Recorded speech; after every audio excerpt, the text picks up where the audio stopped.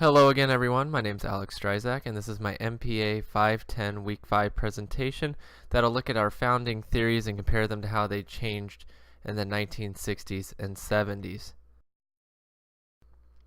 So an overview of what I'll be discussing how our founding theories kind of changed per se with the 1960s and 70s in public administration, and I'll take a look also a little bit on how Katz and Kahn's research kind of got the ball rolling on this, and the real overview I want to get to is that these decisions need to be made about people for people in a big group, and some of these theories and studies are just that, they're just theories, and we need to realize that they're going to be applied to actual people.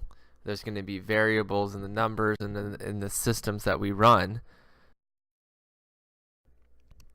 So let's look at the new theories that we got for public administration management from this week, starting with Lyndon Johnson, who was PPBS, which stands for Planning, Programming, Budgeting Systems. And this in 1965 was actually mandated that all federal agencies had to use PPBS as their style.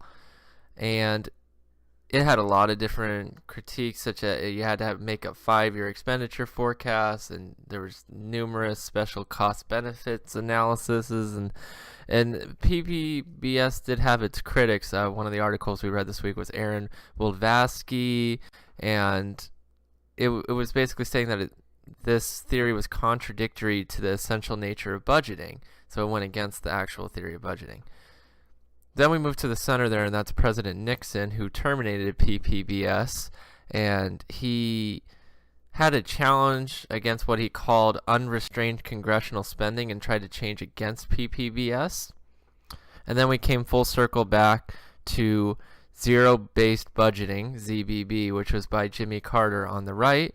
That started by Peter A. Fear, who was the first to develop it, and he and the presidential candidate Jimmy Carter ended up making a campaign promise, and zero-based budgeting ended up becoming a part of our nation. ZBB did fail, though, because the conditions that prevailed for most of the previous budgeting system all changed. So in an era of real resource scarcity, ZBB had like little utility because there was little real chance that the funding could be provided for any levels of program growth. So when we go to decide which it should be about the founding documents or these principles found in the 60s and 70s, we also need to compare them back. So looking at the theories from the 1960s and 70s, we do see similarities in that all of these were done in the idea that it was going to be in the best interest of the people of the United States. They were doing everything they could to try to bring the most prosper to the United States. But what the newer theories in the 60s and 70s got away from was that there was more federal government being added. There was more centralized government. So once this was being added, it took away, there weren't as many, so there were more federal employees adding on, and state and local employees were not increasing as much.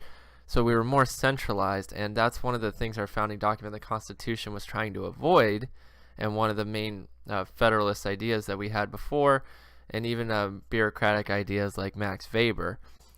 And what we did drift away from a little bit was Frederick Taylor's idea of the scientific, there is one way. All these different ideas were obviously different ways that were applied over a short amount of time, and that much change that quickly was actually a very interesting time in our history.